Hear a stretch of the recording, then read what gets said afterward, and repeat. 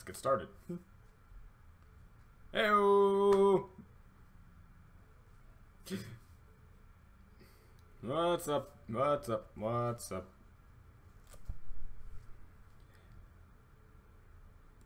waiting for this. Really, I'm happy that I'm actually, amongst all other things that I've been doing on this channel and basically anything, I'm happy I can at least do this on time each week, and it's going okay. It's going okay, Jasmine. Well, someone's home. Yeah, I don't know how long I'm going to try to make this stream. I'm guessing I'm going to like keep it as long as we don't have problems, I guess. Which will not be that long, given the track record on these streams. But yeah, this stream basically is going to focus on Star vs. Forces of Eagles, Star vs. Forces of Evil, RWBY, and Miraculous Ladybug, and what I'm trying to do with my reactions, basically. As you guys may or may not know, I'm going to say this regardless, you know, just in case, you know, people, and I'll repeat it once more people come in. Most of you might probably know how my setup works, and it's that I get a video, put it on my computer, watch it via my regular viewing program on my computer, react to it, then put it into Sony Vegas, sync the two together, and then it just goes off from there. That's how I usually do things. Now, what I'm trying to do is use OBS Studios as a means to capture the display and me at the same time, thus having me react to what I'm watching and see me at the same time, which cuts out the rendering process I have to go through in Sony Vegas, which puts like 5 whole hours on my plate, thus giving me more time for reactions and more of a motivation to do reactions, because that wait period to let one video render out takes a lot out of the whole entire thing. Because like the newest death battle that came out with Bleach versus Naruto, got that done 15 minutes when it first came out, but it took however long it took for me to actually post it out. Now, doing this way, as soon as I get done with reacting to it and then talking about it, I think I might be able to just upload it, you know? So that's how that goes. Hello, Nox. And that's about it. So that's what my new formula is trying to be, at least. So if I'm trying to see if that works. If it doesn't, then I might have to just go back to the old style and just deal with what I was doing. But yeah, anyway, if any of y'all have questions or stuff like that, go for it. Because I'm not doing much for right now, at least.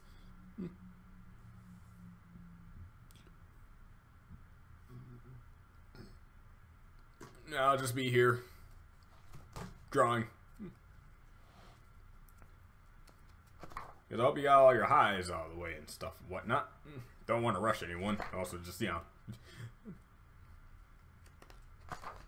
it's just slightly unusual that I haven't gotten a single question yet. That's usually odd for me.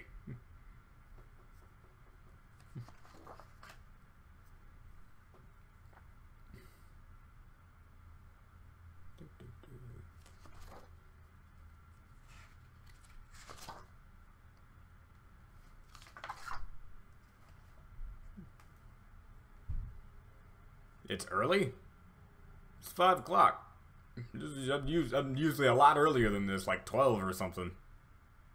It feels awkward. I'm not used to just sitting here waiting for questions. I'm so used to already being like so far into the chat right now that all of y'all are getting my answers 5 years ahead of time, before the time or something like that. This is awkward. Steven Universe episodes, I didn't see them, but if they're out, I can go see if I can find them. Didn't even know new episodes started coming out yet. Happy about that. Look, I don't watch TV and I don't look for this sort of stuff, mostly because spoilers happen to show up afterwards. So when it comes to Steven Universe, happy that I know now that the episodes are out so I can look for them now, with hopes of not seeing something dumbly spoiled for me.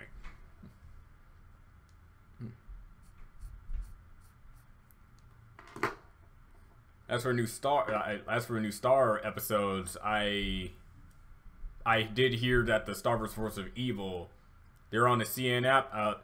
Unless they're out to, like, for real, like, you know, TV wise, and other people can view it.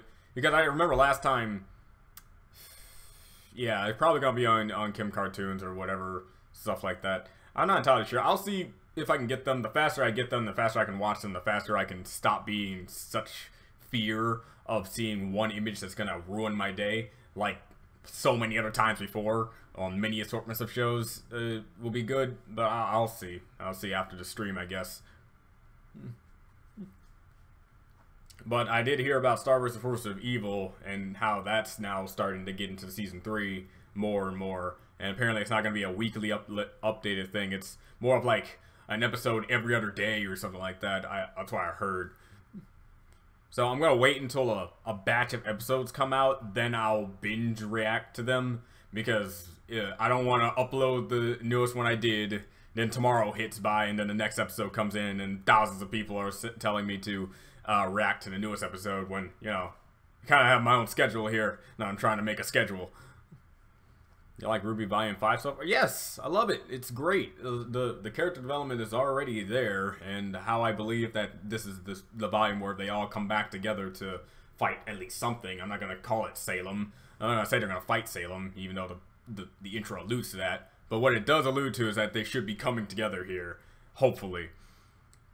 I did like how, like, the intros do dictate how the entire volume's gonna go about. Like, the volume where they had at the end where they're all, like, pretty much spreading apart from one another while they're falling. Yeah, it pretty much dictated exactly what happened in the end there. So I'm kind of looking forward to seeing their reunion, since everyone's apparently going to the exact same place. Happily enough. Are you experiencing problems with Miraculous Ladybug? At least one other reactor got strikes for them. When it comes to strikes, no, did not get strikes because of the format I'm doing by going to the Google Drive.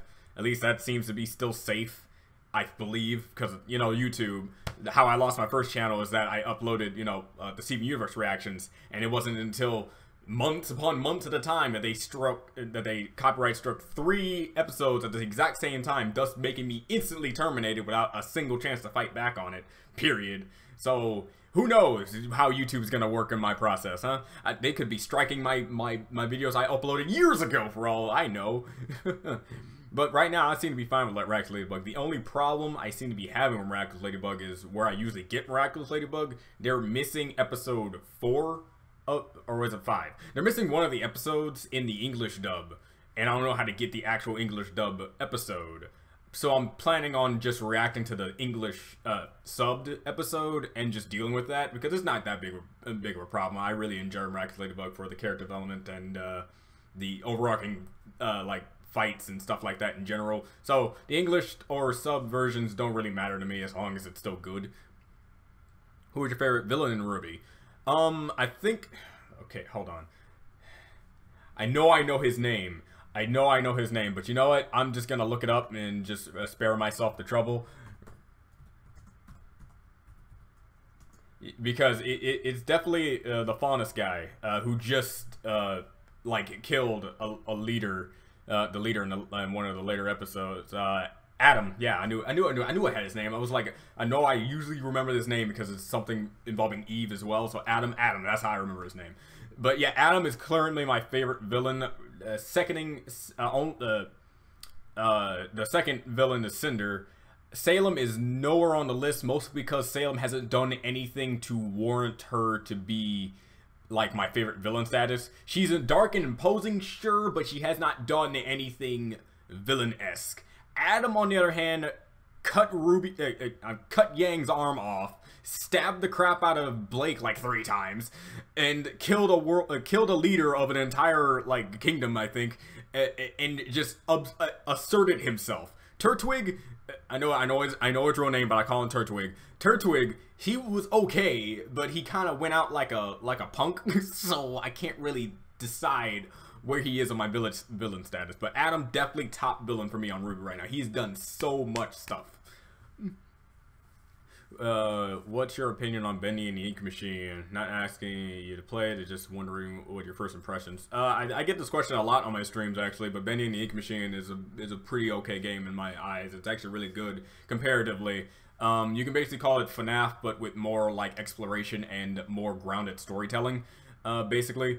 Because it's an indie game that has a 5-episode structure where you can basically say it's like the 5-day structure of the Five Nights at Freddy's, but you actually understand a little bit of the story, the characters are in there, and you get the motivations are done without so much cryptic nonsense that the Five Nights at Freddy's stuff does. This does not mean I'm discrediting Five Nights at Freddy's. I actually find that series just as okay as any other indie development company system, but like Bendy and Ink Machine is definitely a step in the right direction when it comes to both visual, spectral, and other types of storytelling mixed in with the indie game marketing. So, yeah, it's a good game. It's a great game. Can't wait until episode 4. It looks from the looks of things are actually coming together.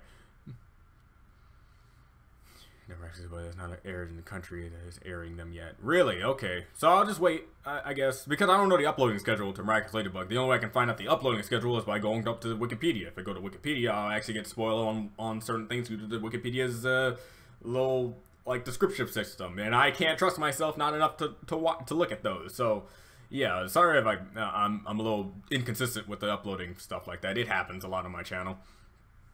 Can't wait from versus Blake and Yang. Yeah, Blake has some choice words for him, and I bet Yang does too. And Adam, he is stamped his foot in the show right now. He has stamped it, like favorite villain by far, bar none. Like Salem has to do something pretty incredible, like really, because the only reason why Cinder is up on my list too, because she's done a lot with a lot of manipulation and tactics and actually achieving of certain her goals, and she killed one of my favorite characters. That's how you solidify yourself as a villain. You kill and/or manipulate, do something that grounds you as you're not the good guy.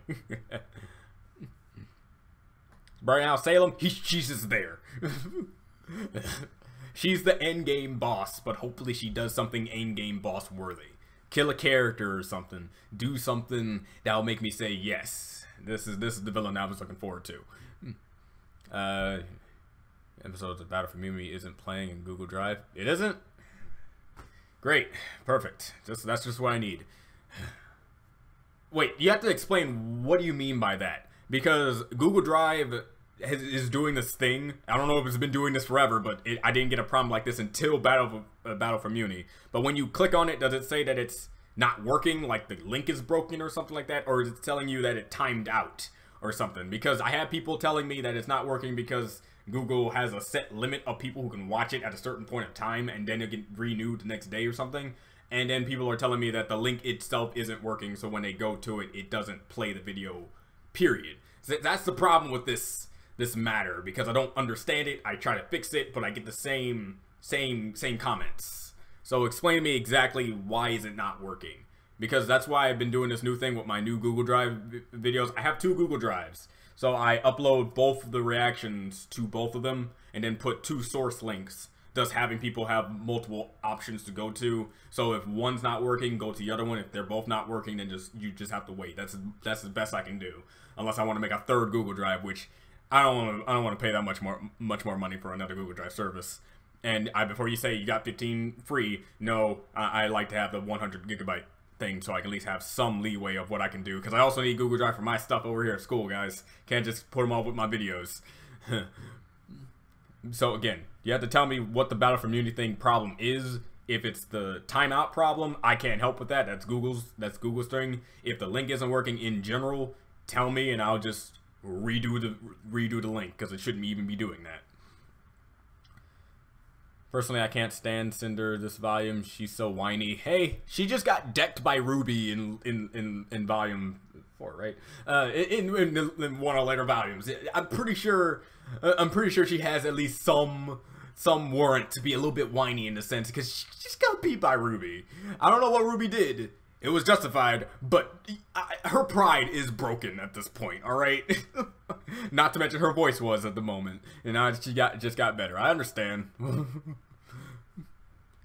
Girls YouTube series starts next Friday. Good for you for telling me that. I'm getting ready for it as well, and I can't wait for the amount of people who's gonna tell me, hey, it's out, you should react to it. Hey, it's out, you should react to it. I'm preparing for it.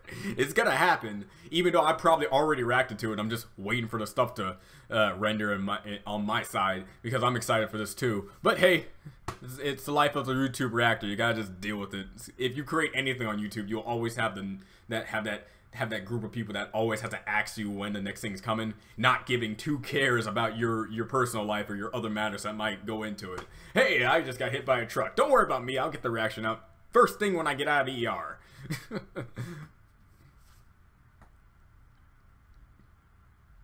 Hey, Yater Gamer.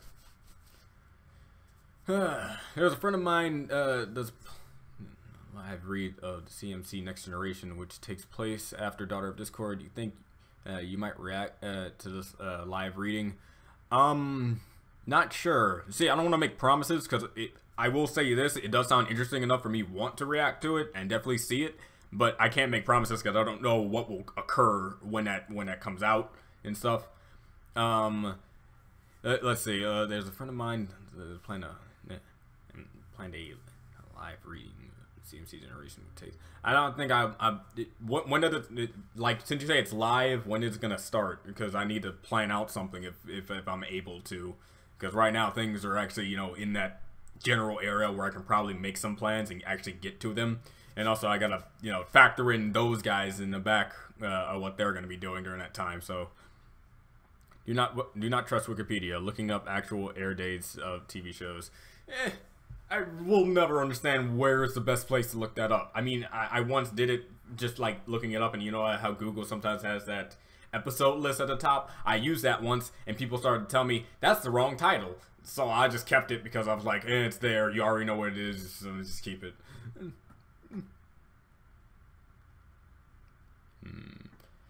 Sam is like the calm before the storm. Sometimes something's gonna happen. You just don't know what. Yeah, exactly. She has the perfect demeanor as a good villain. She definitely does. She has this calm, stoic mannerisms to her voice and and when she was choking Lionheart with the little jellyfish thing, the Xana, totally not ripped off Xana jellyfish thing from Ko Lyoko. It really showcased, like, yeah, she's used to death, and she's used to threatening people. That's why she's so calm about it. So I can't wait until she does do something, and I'm not gonna say many people, but the people I've been talking to are speculating whether or not that in the intro she grows big is like one of her powers. I highly doubt it, but it would be kind of cool if she could grow big. I mean, like, it wouldn't be like a downgrade. In fact, growing big is always one of those nice tropes that you can have as an evildoer. You can say, hopefully she doesn't, but for me, I don't want her to grow big, because I just want her to be on ground level with the other characters and just have that fight sequence just be like that. Because big colossal fights, especially when you're the main bad guy, usually indicates that you're using more of a brute strength tactic than your own mind and cunning within the confines of a battle. So,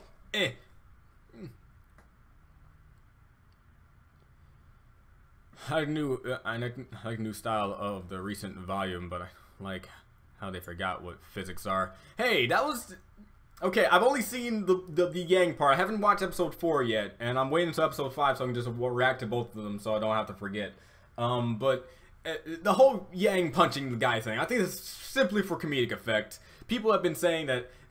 I had like so many people on spectrums saying, oh, it's just his semblance. He has the ability to basically mess around with his fitness to reduce damage or something like that. Yang, it was just a gag moment, so that was just like this how it's supposed to go. And or Yang is so strong she can break someone's physics. I like to go with like the last one because it's the funniest, but I can get why people would have a problem with that. And I don't know if there are other moments where they forgot physics, because it's a show where you have people using the percussion from their blast to fly a little bit. You kind of just have to deal with it, you know. It's kind of like Bakugo, whose main quirk is to sweat and then ignite the nitroglycerin he sweats. Yet his costume involves gloves, and somehow they don't even explain. Do the gloves seep out the what? How does it work?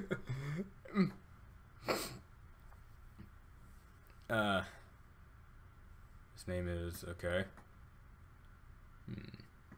Do you think Ozpin will be part of Oscar forever, or do you think Ozpin will be freed when they defeat Salem? I don't think he'll be freed. In fact, I'm going with the tragic / interesting way of going about Ozpin, and it's that sooner or later Ozpin is just going to merge into Oscar's subconscious, you could say. You know, the Ozpin that we know that's currently talking to Oscar will then seep into his mind and just become one, and then Oscar will just basically just be our Ozpin, period, and there will be no more Ozpin. I'm on that spectrum because you have people saying we're not gonna get Pyrrha back because she's dead. We're not gonna get Penny back, and if we do get Penny back, she's not gonna be anything like Penny at all because it's gonna be a new type of robot or whatever.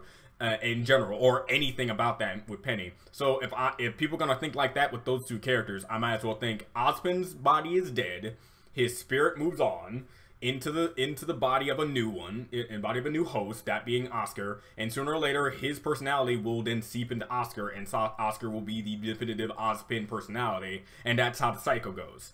Because here's the thing that I've been talking to some of my roommates is that Ozpin is kind of immortal. In a sense that you kill a body that was like a long time ago. Let's say Ozpin is like 7,000 years old. Let's just say that. And every time his body dies, he just goes to another person. But it doesn't automatically mean that the Ozpin that we know now is the personality that the first Ozpin had. You know what I mean? So I'm going up with that.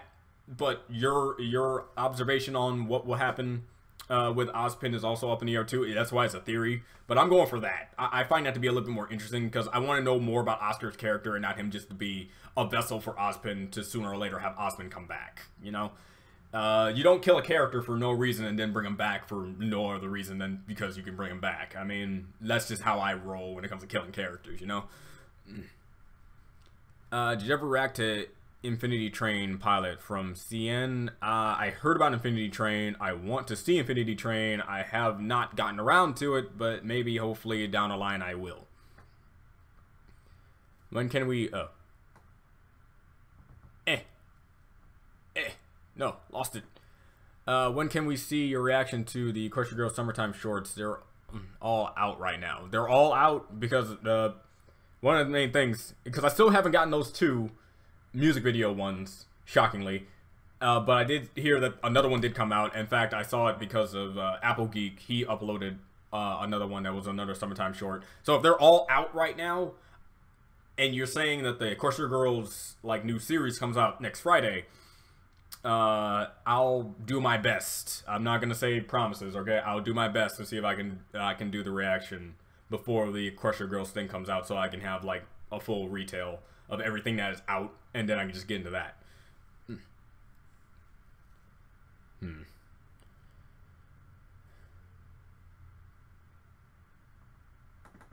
And I just read your other one, and I'm now copying and pasting that that person's username.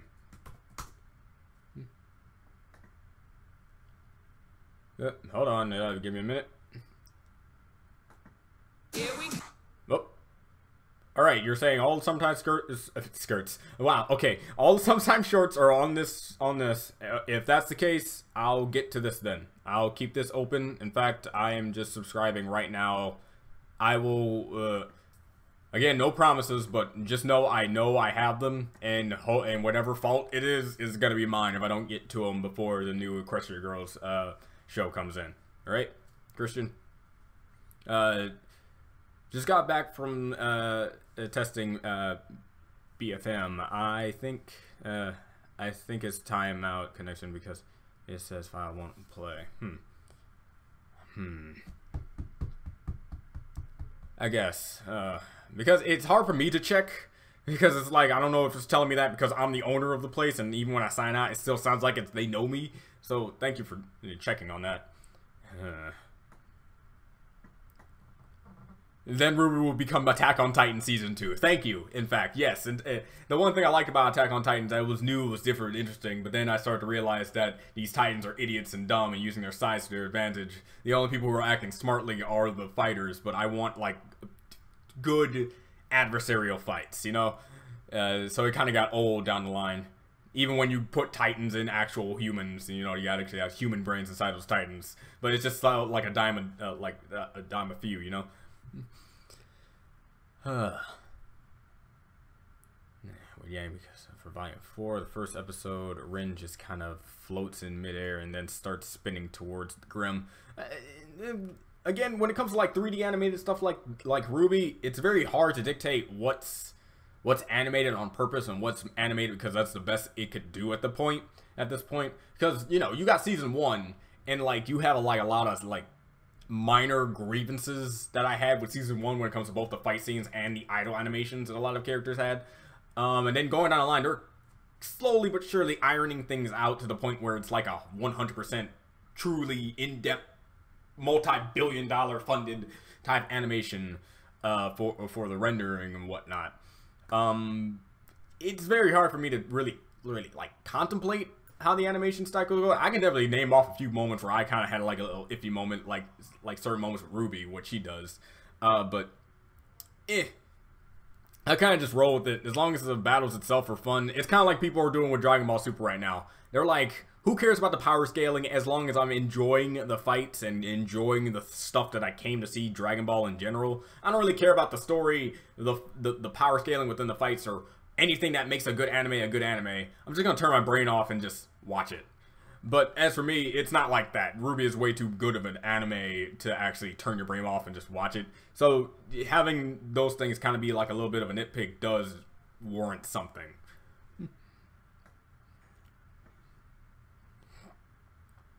I love this thing you said. She punched him so hard his physics broke. Time now. Yeah. Find out. I was like, that's the first thing that came to mind. I'm like, that was hilarious. That is just funny. Yankees is that powerful. Slight reality warping abilities, just turning someone up, turning someone's physics off. I don't like how they forgot physics. Remember when John tried to catch back in Volume 1, quality physics there. This isn't the first time RWBY broke logic. You know, Fleming. Yeah, I think I went over this. There's a lot of moments that I can come up with that physics just did not apply. But again, you know, you can't really decide whether or not something was made that way on purpose or whatever it was made because that's the limitations that they had and they were going for at the time and how the renderer went out. So it's like, I just deal with it because this is a good show. I don't really have to really complain about it. Unless it's something so broken. Let's say Yang punches Salem, and Salem does the same wacky, kooky nonsense that happened with that one guy.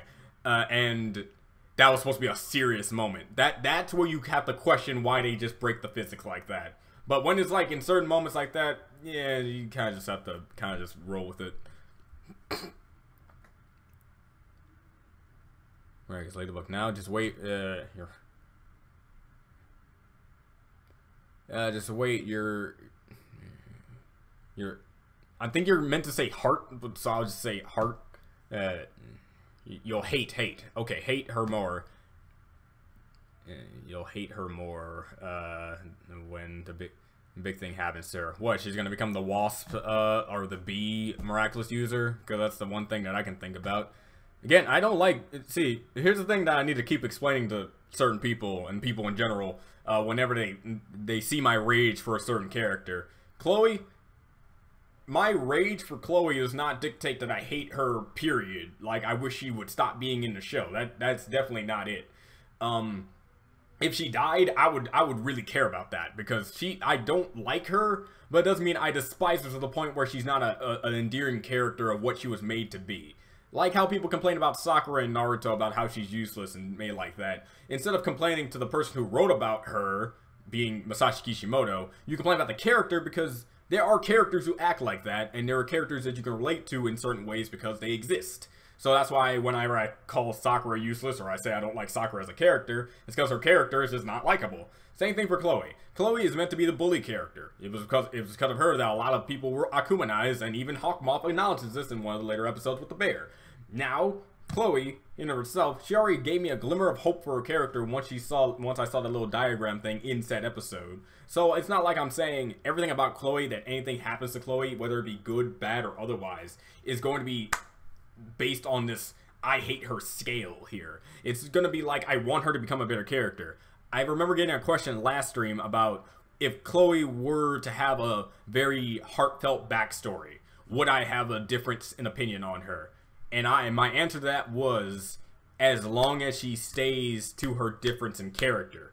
If you're going to have a tragic backstory and have that be brought up, don't turn her back into a bitch just so you can keep her as the pseudo antagonist for the group, as the bully character. Change her character like Diamond Tiara, and then you're gonna have me say more good things about her because she changed for the better. So if she becomes the B Miraculous user, or because that's the one silhouette that I think about when it comes to that, or something along the lines like that, dies, gets hurt, is incapacitated for a minimal amount of time, I'm still gonna have any other reaction about having any other character that I like. If I remember correctly, her name was Sissy back in Code Lyoko. If Sissy is supposed to be the Chloe of the Code Lyoko universe and Chloe is the Sissy of the Miraculous Ladybug universe, I will say I like Sissy more, but I will say I understood both characters when I saw them. So hopefully that clears up a few things when it comes to Chloe in my eyes.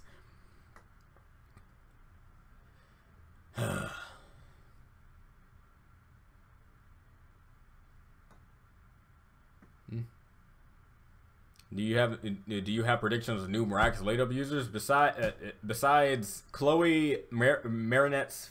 I keep calling her Marinette's friend. Marinette's friend Chloe, possibly. This is possibly. This might be stretching a little bit, but like the friend of Adrian, the friend that Adrian has, a kind of like a discount Tucker. Or no, not the discount Tucker, because I already said him. The other friend, the friend that has a crush on Marinette's friend. Those three, along with possibly, I don't know the others. However, I can't really say that anyone that isn't already like old enough. Like I can't say the little girl character can't be it. It's very hard. But when it comes to like the three characters that I think will get a Miraculous, would be Chloe, because she actually is, or maybe Chloe's like little dumb friend who follows around like a little lost puppy dog. Maybe her. I don't know. But when it comes to the main three, it's definitely Chloe, Marinette's friend, and Adrian's friend. Those are the main three that I really believe that a Miraculous will go to, because they actually have character amongst the first season and second, and what seems to be so far in the second season. As much as I don't like Chloe, in the sense that I already explained, her having a Miraculous might change that dynamic about me, and also put up an interesting take on Chloe doesn't like Marinette.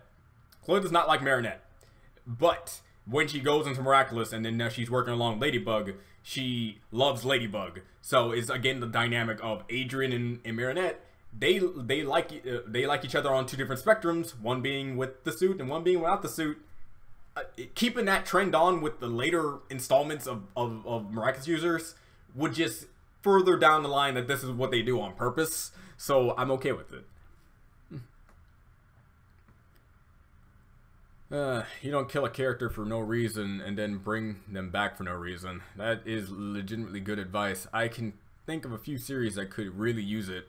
Dragon Ball, even Naruto had this problem. I don't think the only problem I don't believe that is One Piece, because when One Piece either kills a character, they don't bring him back in any way. Like Ace, we don't see anything about Ace anymore. Ace is dead. The only thing we know about Ace now is that his Devil Fruit is still there and Sabo got it.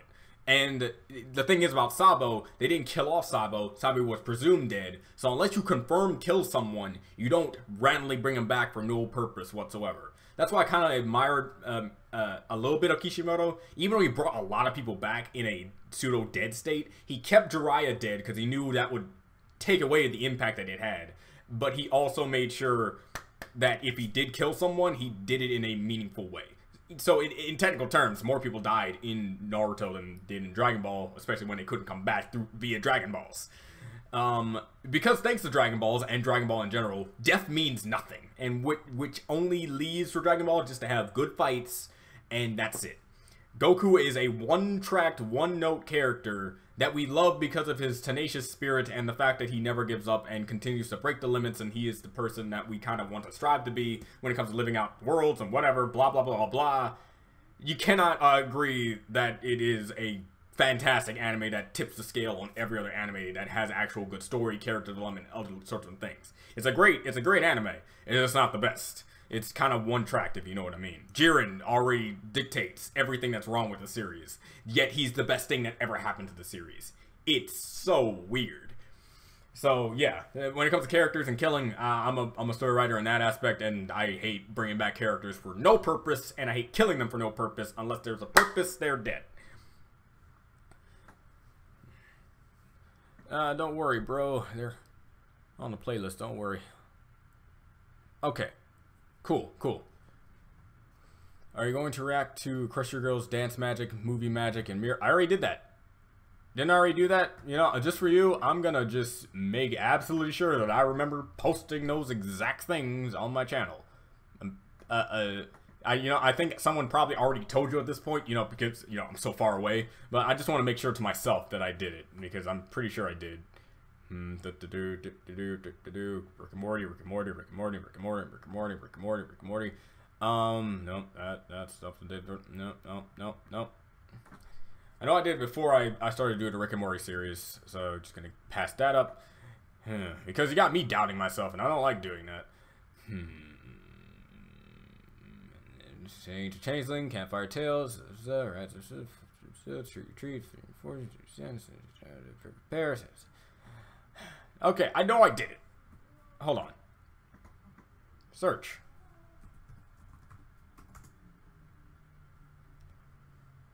There it is. Right there. Blind reactions to My Little Pony and Crush Your Girls specials, Dance Magic, Movie Magic, Mirror Magic. If you just go on my thing and just type in a search engine, just type in mirror, it should show up.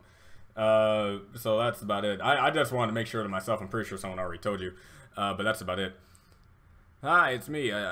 Sorry I didn't see your live streams. My brother took away the tablet because I didn't do my homework. From now on, yeah, I'm happy you can make it to this one, definitely. And I'm happy, you know, homework is important. Trust me, it is very important. In fact, I'm neglecting some homework right now. But hey, there's nothing like a little procrastination and then last minute doing doesn't fix anything. Sometimes you need bad characters to make a good show. Yep, that's exactly it. But when it comes to bad characters, we're not talking bad characters as in poorly written. You can't really stand them because they don't make any sense. We're talking bad characters like...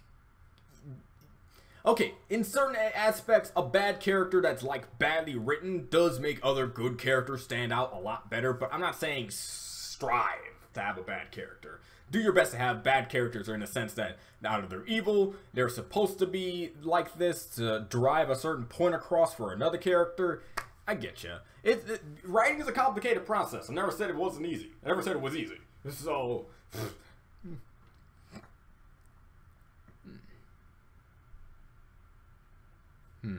If you were a pony in Equestria, who would you date and why? Why is someone asking me this question as if I think that way about this series? Look, I am a fan through and through, and that's it. I don't really think about the pony sonas and the pony shipping chart that I have currently posted on my wall. No, there's none of that. But if I want to indulge you with like, you know, an answer that you're apparently looking for, I'm just gonna go with my favorite character not being Derpy. She seems like a very interesting and fun character, mostly because I'm not biased. I just like her mane. But seriously though, I don't really think about that. But there's nothing wrong with other people thinking like that. That's also all I need to say. Honestly, I hate Chloe for different reasons. It's because I hate the rich brat character because they annoy me. Hey, yeah, that's just how that is. I don't like, you know, it's very hard for me to say what character that I hate. I hate the characters that contradict themselves in their own statements, I guess I'd say that. Any character that amounts to Sakura Haruno from Naruto is the main character trait that I hate. I guess I hate, okay, pet peeve for all characters. I hate girl characters who like a guy character only because of his looks. Boom. That's why I didn't like the Crush Your Girls 1 movie so much. I don't want Twilight to divulge into that trope of, he's cute. That means we're a perfect couple together. I don't like that. Know about his personality. Know his strengths, weaknesses, his long-term goals, his short-term goals, and his no-goals. Even if he has no goals, it's way better than He's cute. I mean, that always bothers me. It will forever bother me, along with love potions and cheating love in the aspect. They're using it as so it's like love is so complicated. You need to do it in tropes. It's not that complicated. It's complicated only in a sense that you can't really fully understand it, but you definitely can have an idea. So,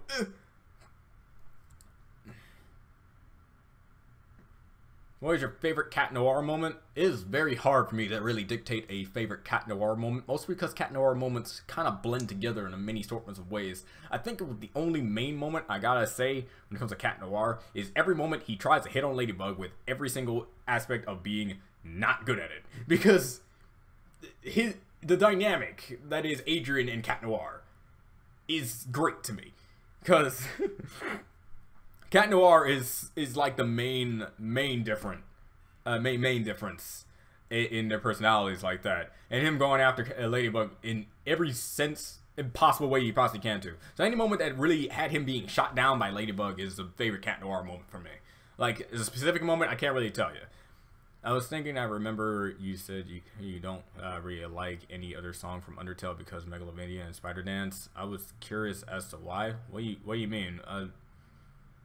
I love Hopes and Dreams. I love Heartache. Heartache is a great song. I love the Asgore. I love the final battle with Asgore theme. I love almost every single track in Undertale. The ding ding ding ding ding ding ding ding ding ding ding ding ding. Like this, just hearing that, I usually go back into the game, get to that umbrella, given the umbrella thing, just to hear that scene. It's like that, the melody, like, Toby Fox is a god. Alright? I know, it's really blowing him out of proportions, but Toby Fox knows what he's doing when it comes to music, aesthetic, and feel. Alright? I don't know what out of context thing I probably said to make you think that I only liked Megalovania and Spider Dance. In fact, I liked Megalovania before it was cool. Hashtag Homestuck. Hashtag thank you Friska. And Spider Dance was great because, you know, that boss battle and and that melody in general is great. But I also the Meloton theme, like what's it called? Glamour? Yeah, Glamour, something Glamour. And that, like, those, I almost every single, even the initial little jingle that Meloton has before he goes into EX mode is great. Again, I don't know what did I say to make me only believe that I only like Megalovania and Spider Dance? Every other song is great. Even the song that the duck has when he's flying you over the thing, it's so unneedlessly epic, and I love it. Yes. Food's ready. Yay. Food's ready. But yeah, I love it. I love a lot of other songs besides those two in Undertale. They're all great. What, like, tell me, if you remember what I said, tell me what I said, because I think it was really taken out of context. Like, I don't, unless I said it outright, then it was probably a joke or a facetious manifestation of my own being, because I don't know what I say half the time. I talk without thinking, obviously. I hope, yeah. Also, I hope they keep the Miraculous bearer candidates to the classmate characters and don't make random characters for the sake of having a Miraculous.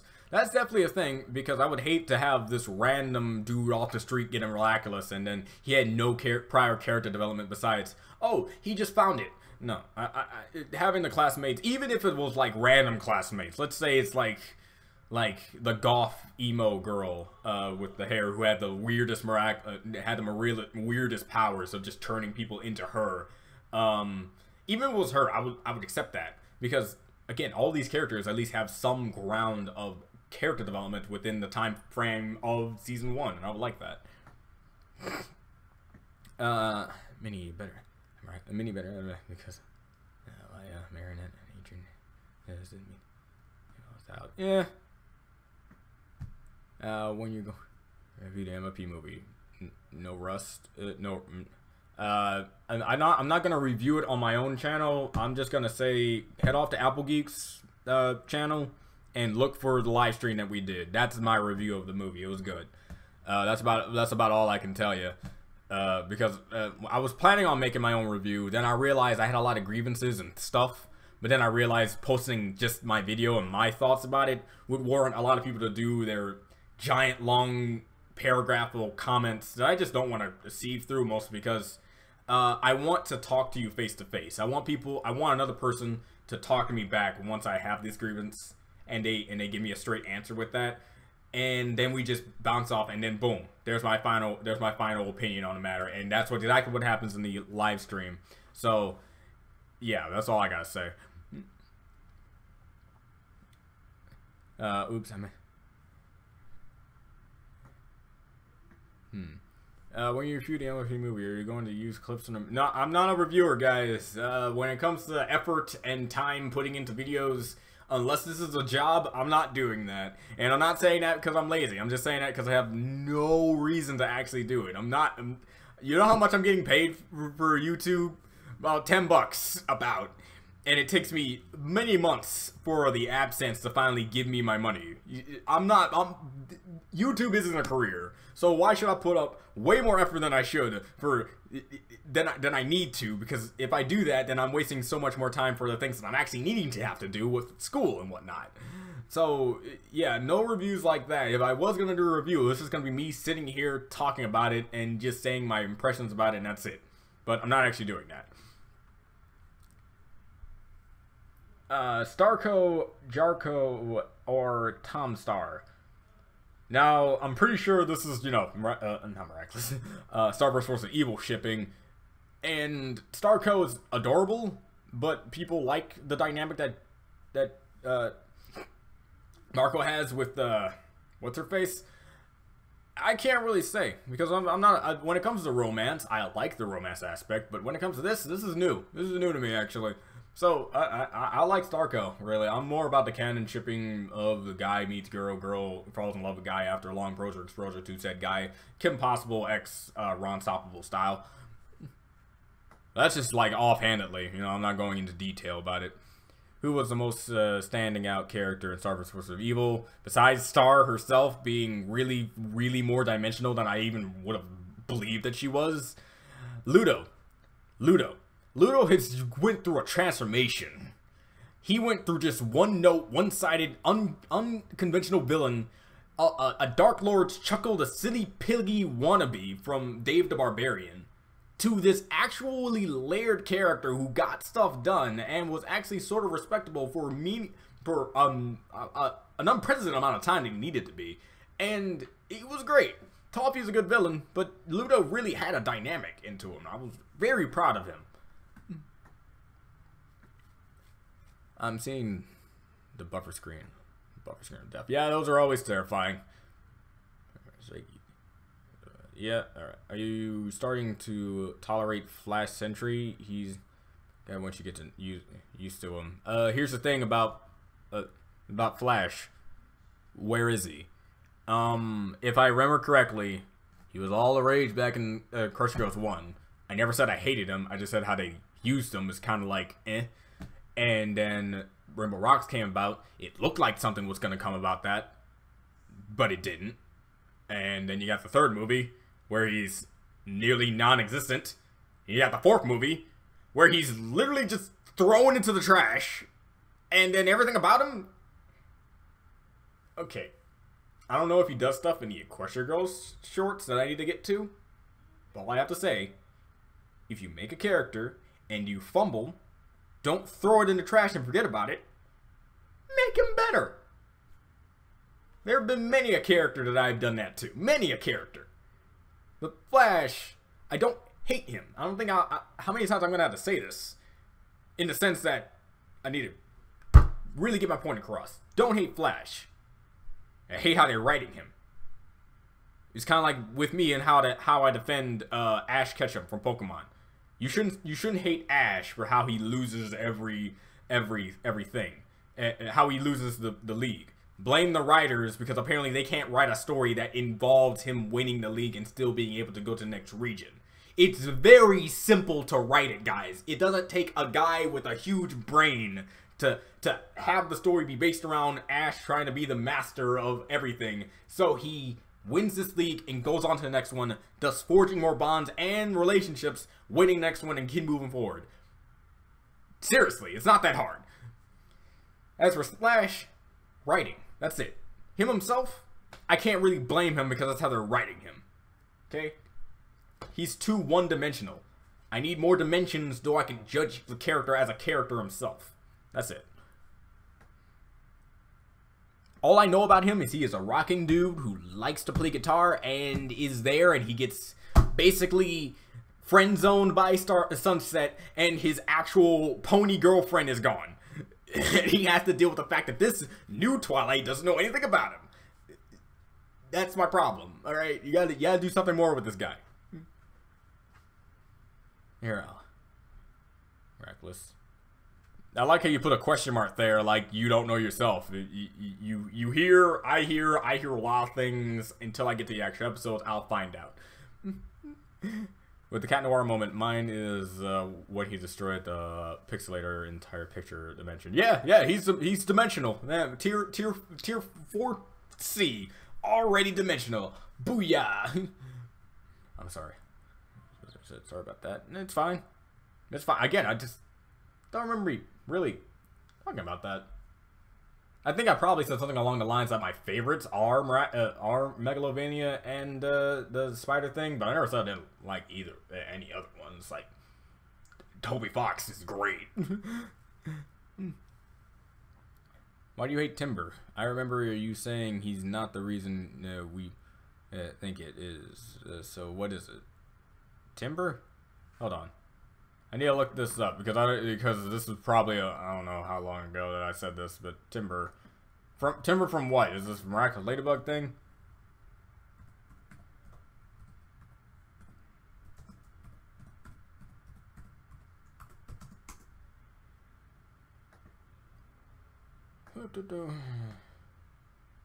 Like, okay, like what is this from? Where is from? Who is Timber? I need to know. Because of I need to get a grasp of exactly what you're talking about.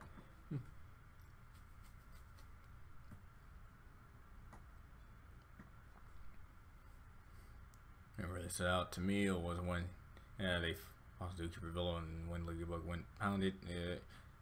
Just so tight. Gotta be that is completely reasonable.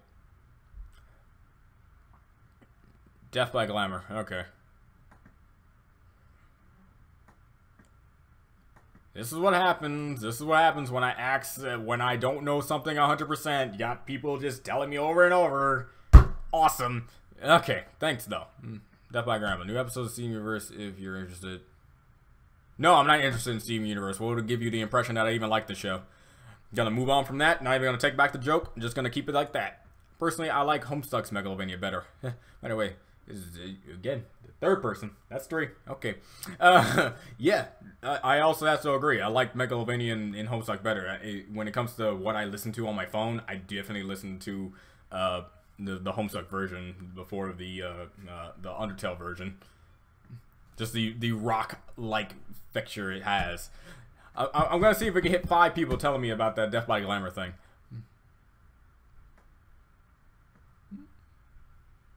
No, Death Battle, Star Butterfly, or Sailor Moon. Sailor Moon would destroy Star Butterfly.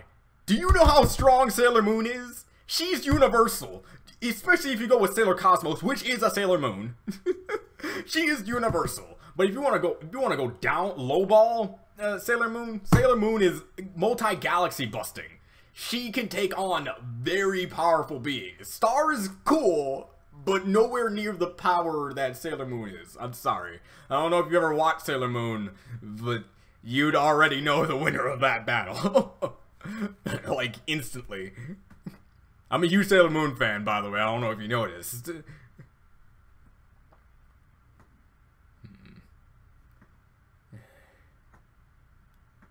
Who's your favorite character in MLP besides Derpy, Trixie, and Maud? Oh, great. Okay, take away my... Alright, fine. Geez, Starlight. I mean, because I want to pick a character that's not a main 6 character, obviously. So when it's a main 6 character, it's like, well, obviously they take up most of the screen, don't they? But, like, Starlight has really grown. from the villain that she was in the past, and now like she's really gone up there. It's very impressive. But if you want like my favorite main 6 pony, it's definitely Pinkie Pie. She's on a whole nother tier when it comes to my favorite character. Link to your MLP movie review. I don't have I could probably send you a message over the live stream that I told you about. Again, I don't have my own personal review.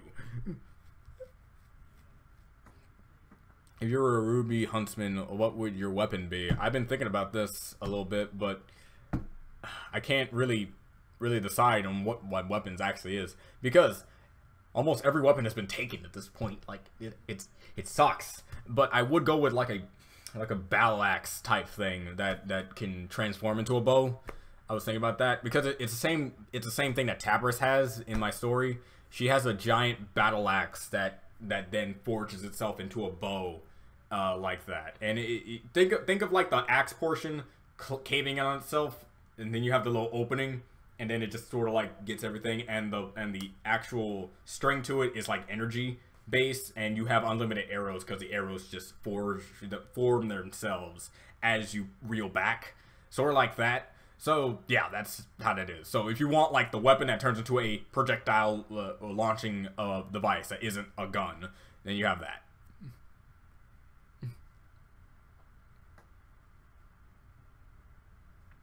French's musical. Everyone's been asking me that. I'm trying to get to it. I think I've already did some reactions, but I don't remember because I'm probably gone and I'm probably stupid. I know this is a chat about Miraculous, Ladybug, and Star vs. Evil, but on the channel on Steven Universe. Who do you think really shattered Pink Diamond? Just randomly, just say, just because there's a title to the specific live stream does not mean you have to ask questions specific to those things. That's supposed to let people who probably want to ask me, hey, do you know that Star Wars was evil? Hey, do you know there's more episodes of Ladybug? Hey, did you know that you haven't reacted to RWBY? It's to let those people know that I know they exist. So really, that's the main reason why I put those down. Okay. So as for your question about Steven Universe, here's the thing. One thing I do know is it's not Pearl. Alright? It's not Pearl. That's the first thing I gotta say outright. It's not Pearl. See, people want to think that Steven Universe is the quintessential, you cannot dictate or predict anything because it just throws so many random things out of nowhere. It's impossible to get a beat on exactly what it is because it's just gonna turn it on its head. But as Ronaldo once said, and Steven once tried to tell Ronaldo said it can't be just you, and Steven's like, about it. So in my opinion, it's the person who acted in violence in the notion of being accused. So until we get more information about White Diamond, my main candidate is the only other character who can probably shatter a diamond of her kind, Yellow Diamond. Too obvious? That's the point. There you go. That's your favorite song. Favorite Undertale song. I don't really remember what you said. My brain just I like to take stuff out of context. It's fine. Yeah, no, it has me trying to think if I put things in context. It's weird. If Adam absorbed a Super Saiyan God Super Saiyan Ki blast, do you think he would turn blue? Nope. He would stay red and say, I don't like blue. Here's the thing about people who absorb things, guys. You have to also dictate, can they absorb? They can only absorb so much. It's not like an absorption type will be able to absorb literally anything. Like God came down himself, shot a beam out of his finger at Adam, which means since Adam can absorb things, he can absorb the beam from God. So if you're going to go off the scaling mechanism that you think Adam can absorb a beyond universal attack from Super Saiyan God Blue Goku, But if you want to do it in like a hypothetical scenario, again, I just think he'll say, I don't like blue, just turns his hair red. Was Timber that invisible? About Timber. Again, I'm not good with names. It's not the fact that I don't remember her face or probably their face in general. I'm not good with names. I wonder how many times people are gonna finally realize that I suck at names. All right.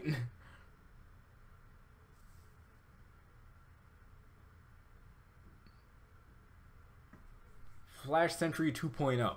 Again, you're not. I'm not following. I'm not following. You have to be very specific. Tell me what show. Tell me what thing. I'm very articulate. I'm a very simple man. What's your favorite RWBY song? Definitely still the first intro. Definitely just got to go with that because it's still the one stuck in my head to this day. Every other song is either really good or just not stuck in my head as much as the first song from the first intro.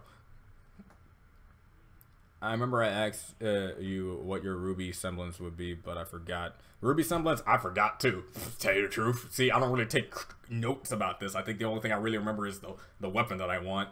But the semblance? I don't really know. Like, if I need to be more, like, specific, and I'm trying not to be overpowered, obviously, but definitely probably has something to do with, no, I don't know. Probably, I guess I'll just steal something from One Piece, being able to turn my body into a hard substance. I guess I can do that. Like make my arms as hard as metal or something like that to also have both good combat and deflection range.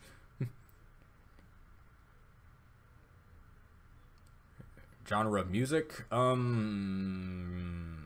It used to be techno for a long time, but I'm starting to get into this new genre of just like fan created music. Like really, I think rock. I gotta say, but it's like a very specific type of rock music. Imagine imagine Team Pune, characters. Yeah, that'll be interesting. Weiss and Persona characters. I don't. It's like, I know certain characters you might get along with, but that's about it. The guy from the camp. Oh, yeah, he's a step in the right direction in forms of. Okay, yeah, you're talking about that guy, the guy who, okay, I know who you're talking about now. Thank you for telling me. Finally, but yeah, he was a step in the right direction of having a actual potential love interest for Twilight as a character, definitely. But again, I like long-term development cycles, not in one movie. Like if something's set up in the first movie and then we get to movie 4 and then they become a couple, then yeah, I'd accept that. But one movie couples are just bothering me. I'm sorry. Even if in the movie itself weeks went by, it still bothers me because in my time it's only an hour and 30 minutes. Unless you do it correctly, because how they did it in Up was beautifully done. Just beautifully done. If Dan from Dan Versus wasn't RWBY, what would his weapon be? Honestly, I think he might crowbar. Yeah, crowbar or TNT. Definitely going with crowbar. Crowbar that if it hits you, TNT just miraculously pops out of nowhere and explodes in your face. Yeah.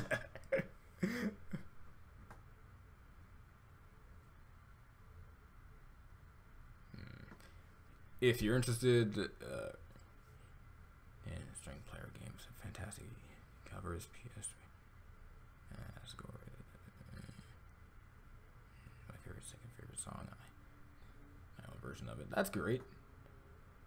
That's great. Though if the Asgore theme is your second favorite song, that's yeah. It was fun. Just, like the opening to it is always getting to me. I cannot ever get out of my head that he just. And goodbye to your mercy button. Bing! Good job, buddy. You're the best king. Best king ever. Green hair filtered with human twilight. Yeah, someone else told me already. I got it now. I got him. Yeah. Still. Okay. Yeah, as I said before, I already answered this question. Steven and Connie versus Star and Marco. Star and Marco are a good team. However, Connie can beat Marco. So I honestly have to go with Steven and Connie.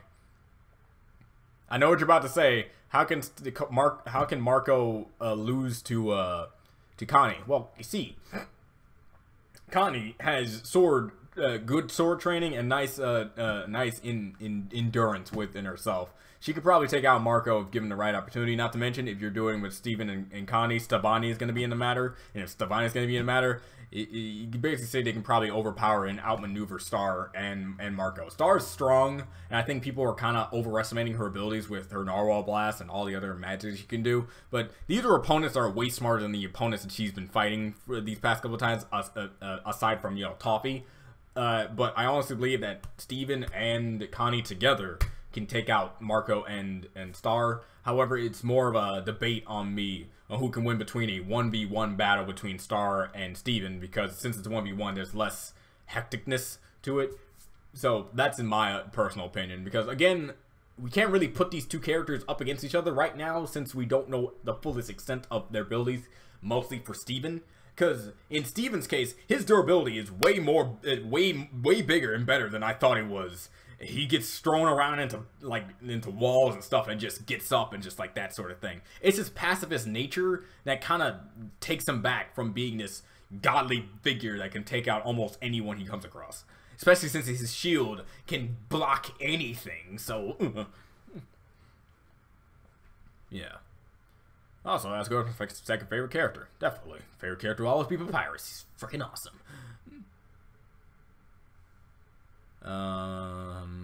Are you planning on continuing your actions you started but haven't quite finished, like Pokemon Sun and Moon anime? That's definitely up there. Definitely. I'm not saying I'm never gonna probably do it, but I'm gonna say don't hold your breath about seeing them soon. If you were a villain on Miraculous Ladybug, what would your name or power be? Depression Man. Depression Man. Your power is to be able to go around and just spread depression to everyone, to the point where you're gonna make the Miraculous users so depressed they'll just remove their Miraculous because they didn't believe anything in life is meaningful. That's not funny, but that's pretty much exactly how it's gonna be. It's either something to do with how I'm just so depressed, or something to do with me being an artist, but they already got an artist, a Kumanized person, so I can't even take his shtick. He's rage. The more he gets, the more powerful he becomes. So you're gonna, so basically he's the Hulk, but he's basically just the Hulk. Fighting Yang would be interesting, because the more damage, because you're gonna have Dan doing damage to Yang, which will heighten her semblance, which will then allow her to hit him more. But then he'll get angry the more he's losing. Then he'll get more powerful, and they're just gonna go back and forth until either Dan gets to his height of anger and can't do it anymore, or Yang can't take the amount of punishment she's being dealt. That's gonna be a fun fight.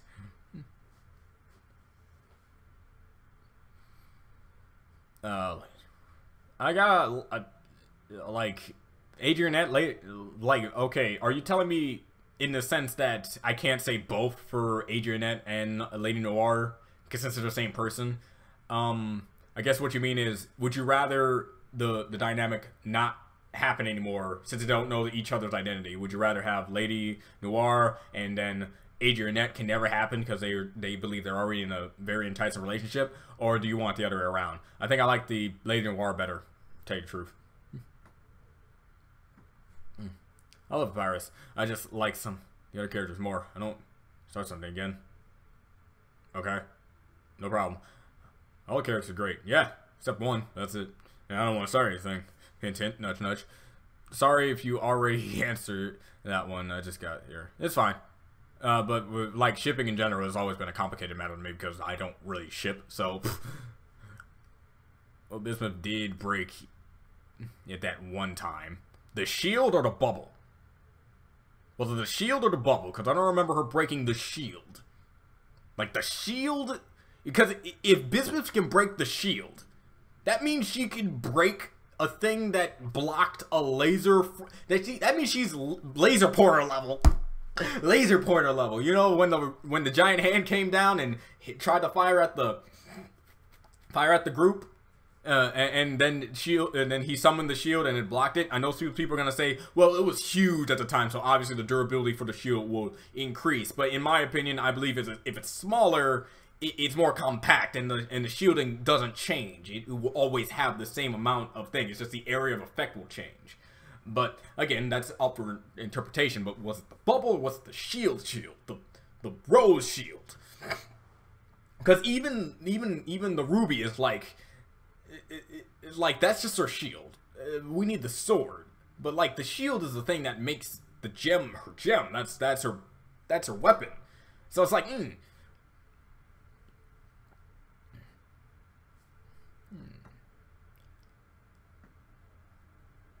Out of curiosity, would Stevonnie be a factor in a fight? It has to be. If they're together, then you have to interpret all the things they can do. Like, you really have to interpret that. If they're together, they're not gonna say, "Let's not use Stevonnie, our more powerful version of ourselves. Let's not do that." That's not how that works. It's like having the Power Rangers versus the Voltron group, and then having them not go into like their Megazord and Voltron form. They have a form they can go into easily, so have them do it. That's just it. You can't just have them be individual all the time in the battle between two others. So if they have an opportunity to get into their other form, they're gonna do it. You have to put in this both the scenario that the morals are off, so they're willing to kill them. But you also need to keep it into the matter of their character and what they would do in an actual fight like this. They would turn into Stevonnie. They would. Stevonnie is able to go toe-to-toe with Jasper. So that right there already includes a power scaling feat. And minus Lion, I think they can still handle it. So you also have to give Connie the sword, and you have to make sure that Steven has his shield, which would give them more of a firepower between Marco, who has no weapons of any kind, and Star, who has a vast variety of magic and stuff, but only some can really even kind of touch Stevonnie at that point. So, One of my favorite Captain Aura moments was in Stormy Weather, where he says summer vacation is officially over. He just is already. So good. Some suit. Which character do you mean? I'm not saying anything. Kanji and Naoto versus Kanji and Naoto versus Yang and Blake. If we're talking base to base, then obviously Yang and Blake, since Kanji and Naoto only have basically a chair and a standard issue detective handgun. But if we're talking personas versus just them, personas. Persona versus Kanji and Naoto. Kanji and Naoto would demolish Yang and Blake, mostly because their personas have such abilities that I don't think they can counter them very well. Not to mention that Naoto in herself is just incredible. So, not biased, just saying, because I honestly have to say I like Yang more than Naoto, shockingly enough, with my heart being torn in two by saying that. But yeah. Guessing he's talking about Chloe. Who's your favorite Steven Universe season other than Garnet? Come on. Come on, though. When it comes to, like, character-wise, I gotta go with Stevonnie. Like, Stevonnie is just a nice fusion. But if I have to go with, like, the primary gem-to-gem fusions, Sardonyx is fun. You guys can say that. What's your favorite Gravity Falls moment? The switch in the intro. The switch in the intro when Bill Cipher came into power. Definitely that. That just blew my mind how they did that. Do you think Steven's shield is indestructible, or do you think it has a limit? I think it has a limit. Nothing's unlimited. Like, really nothing is unlimited. I will automatically say that, but seeing that the shield itself, doing my theory about how the shield works, is that the durability stays the same. It's just the area of effect is changing depending on how big he makes it. This thing can tank something that can probably wipe out a mountain. At least the thing that was behind them, if the laser actually connected to something. That shield is powerful, but until we get like a true like durability feat, I need to go back into the, because the bubble shield easily gets broken like multiple times. But the shield itself, I don't remember a moment the shield showed signs of being destroyed. However, someone said with Bismuth, I need to rewatch that scene because I don't remember the shield being broken. Since Steven has sort of shock senses, emotions. Hey, it's possible. The shield itself is connected to Steven, so like Steven himself is probably gonna make it as powerful as it needs to be or it can be. So yeah, it really depends. It really depends. It does. Like that's like the main factorization of Steven's shield. Who do you think the new Miraculous holders will be? I think, okay, I'm not going to answer the first question because I've already answered this and I don't really feel like answering it again, but I'm about to do it in fast. Chloe, Marionette's friend, Adrian's friend. Done. Ben 10 alien.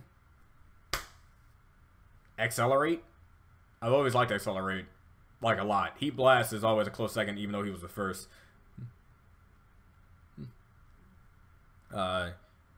Make a top 10 list for your favorite game. Do you ever make a top 10 list for your favorite games? Top 10s and stuff like that has never been my forte, mostly because they're mostly opinion based, and you always have that niche group that don't understand opinions and then then actually try to emotionally attack you because you didn't play or know about this game that they know.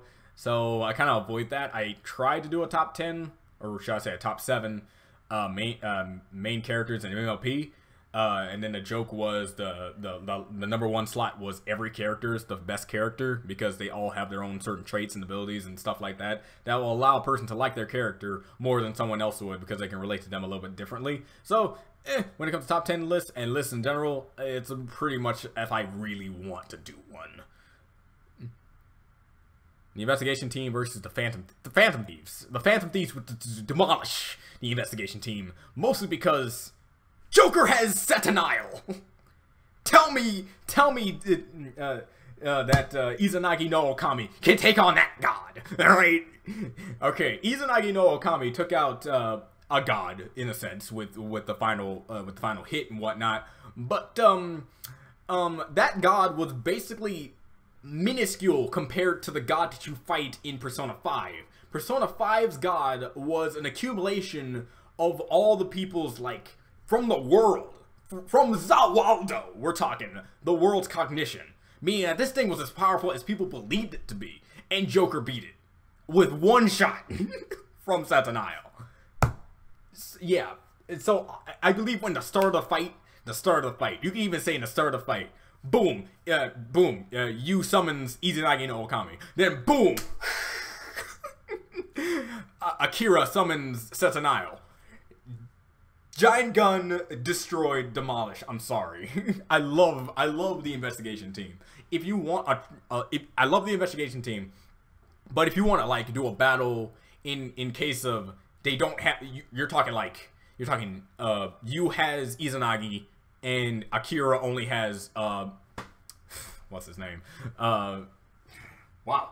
It's in my head. It's in my head. I can't believe I don't remember his name.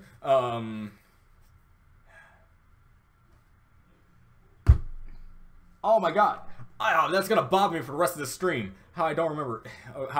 But yeah, if you're just talking base to base, they're base personas. It's a better fight, but I still have to give it up to the Phantom Thieves because the Phantom Thieves actually have actual like weapons. And if you have certain weapons for the investigation team, again, Kanji has a chair. As much as I love Kanji, he's screwed. But yeah, I just believe they have a better, and plus they have Futaba. Like, that already destroys them. Like, Futaba has her persona, and that is just a giant spaceship or a giant ball that's just in the air constantly, and she's just hacking away at certain systems and just giving them buffs all along the way, and they can't hit her. So it's like, besides, I think Futaba's a better, like, support than Rise is. So that's another thing there. Heck, even if you want to go full on, they can beat him in one go. Futaba's cognition change. They win.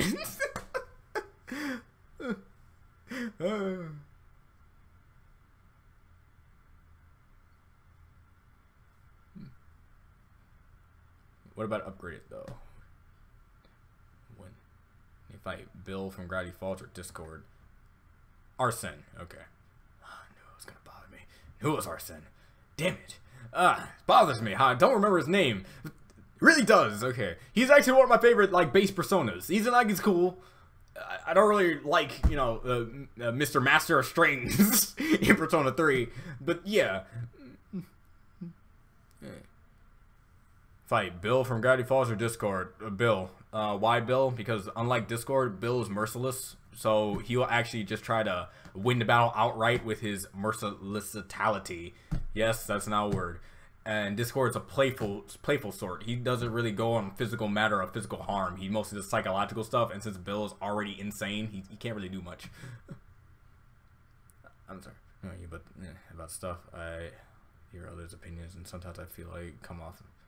Yeah. And 10. It's all about confidence. If you say it with confidence, then people are going to ask you with confidence, and it's go back and forth with it, and then no one gets hurt in any way, shape, or form, because we already know that it's just a standard question about random things that really don't matter in the course of, it's not going to affect my life, and it's not going to affect your life, so it's fine.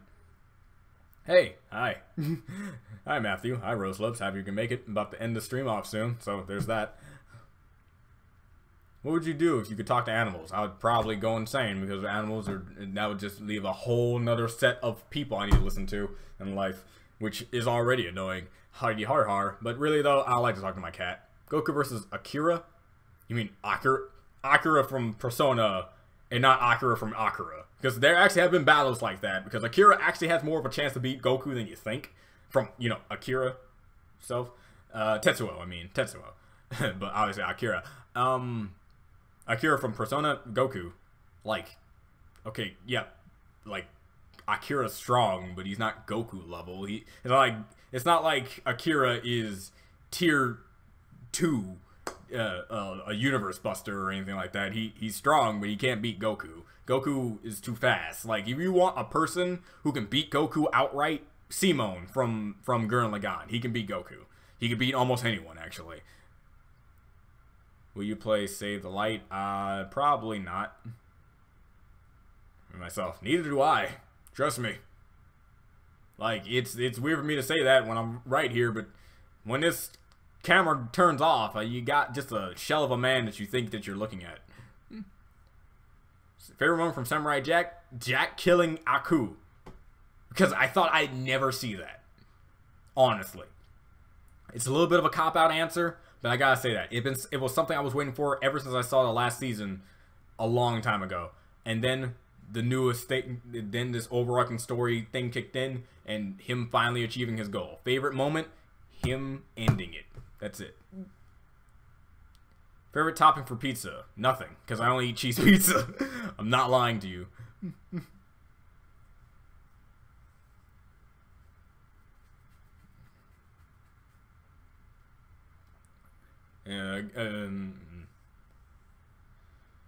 But yeah, I think I'm going to end the stream off. I'm going to end the stream off on one last note, however. Oh, pepperoni. Pepperoni used to be my favorite until I started not liking pepperoni. It's just pizza. But I will end this off on one final thing. I'm going to let you guys know something. I got myself something today. It's something interesting. And boop, thank you, Rose Lips. We're gonna end this off. Whitney and Adam meet Akechi. They'd have a nice fun time together. But I got myself something today. I don't know if you know a little bit about this system, but I got it today, and it's so far it's pretty friggin' cool. It's called a Switch. I don't know if you guys ever heard of one. It's a weird thing. It's weird. But I have it, and it's fun. I will say that. Hashtag not sponsored by Nintendo, but it's definitely fun. It's entertainingly to hold. So, yeah. But yeah, this is the end of the stream. That's it.